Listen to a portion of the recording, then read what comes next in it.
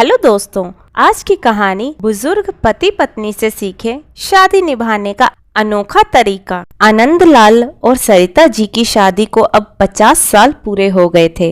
उन दोनों की उम्र भी 75 से ऊपर निकल चुकी थी। दोनों ने अपनी पूरी जिंदगी एक दूसरे के साथ काफी हंसी खुशी से बिताई थी। दोनों बिल्कुल दो जिस्म एक जान बनकर जिए थे।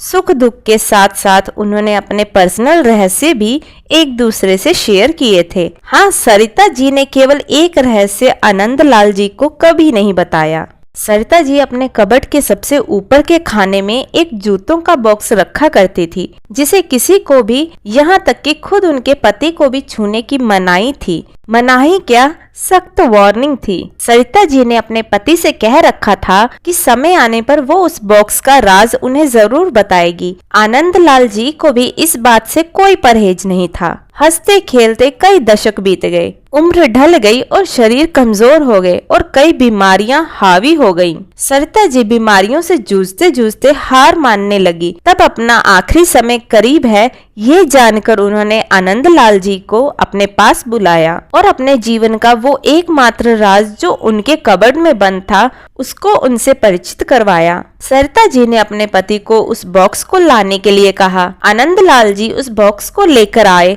और उसे ओपन किया तो वो देखकर हैरान हो गए कि उस बॉक्स में 2 खरोंची हुई छोटी डॉल्स और ढेर सारे नोट थे।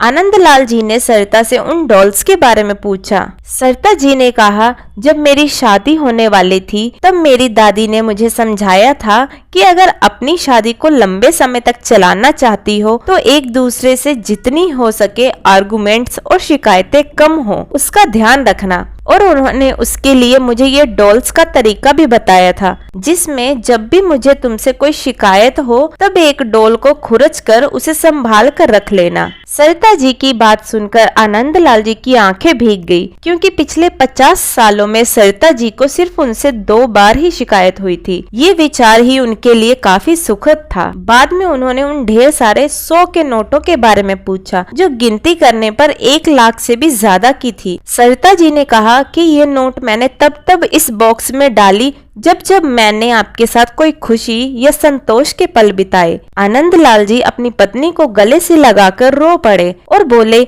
मेरे किसी जन्म के पुण्य ही होंगे जिससे मुझे तुम पत्नी के रूप में मिली हो।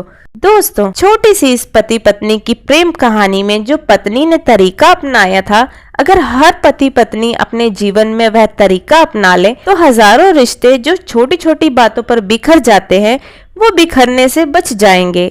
तो दोस्तों, आपको हमारी आज की यह कहानी कैसी लगी कमेंट करके जरूर बताइएगा। कहानी पसंद आई हो तो वीडियो को लाइक शेयर करें और चैनल हिंदी स्टोरीज डियर को सब्सक्राइब करना ना भूलें। वीडियो को पूरा देखने के लिए बहुत बहुत धन्यवाद दोस्तों। तो मिलते हैं अगली कहानी में, तब तक के लिए जय श्री कृष्णा।